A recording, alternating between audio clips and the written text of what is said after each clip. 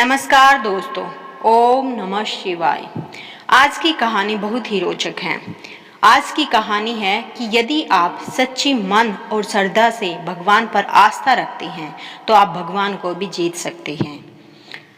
और ये कहानी भगवान की महिमा से परिपूर्ण है।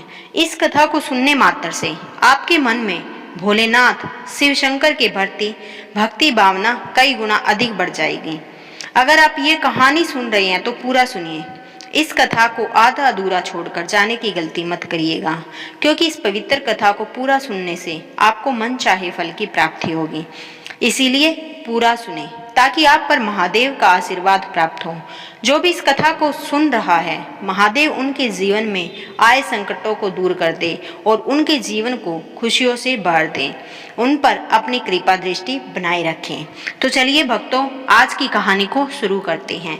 एक सेठ जी बड़े कंजूस थे। एक दिन उन्होंने दुकान पर बेटे को बैठा दिया और बोले कि बिना पैसे लिए किसी को कुछ मत देना, मैं अभी आया। अचानक एक संत आए जो अलग अलग जगह से एक समय की भोजन सामग्री लेते थे।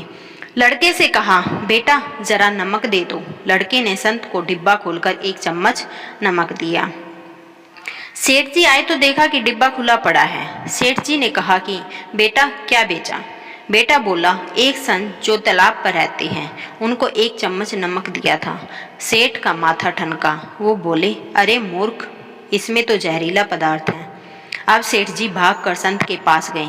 तब तक संत भोजन बनाकर भगवान का भोग लगाकर खाने की थाली लेकर बैठ चुके थे। सेठ जी दूर से ही बोले, महाराज रुकिए, आप जो नमक लाए थे नमक नहीं था बल्कि जहरीला पदार्थ था। कृपा करके आप ये भोजन न करें। संत जी बोले, भाई हम तो प्रसाद लेंगे ही, क्योंकि भोग लगा दिया है। भोग लगाकर भोजन छोड़ नहीं सकते। अगर भोग नहीं लगता तो भोजन बेशक छोड़ देते। ये कहकर संत ने भोजन को प्रसाद समझकर खाना शुरू कर दिया। सेठ जी के होश उड़ गए। वो रात भर वहीं बैठे।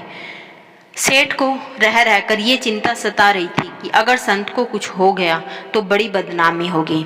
रात में अगर तबीयत बिगड़ी तो कम से कम वैद्य को तो दिखा देंगे। सोचते सोचते उसे नींद आ गई।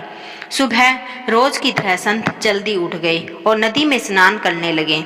सेठ जी ने कहा, महाराज तबीयत तो ठीक है?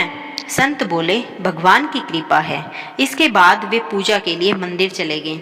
जैसे ही संत ने मंदिर का द्वार खोला तो देखा कि भगवान के श्री विग्रह के दो भाग हो गए हैं और शरीर काला पड़ गया है।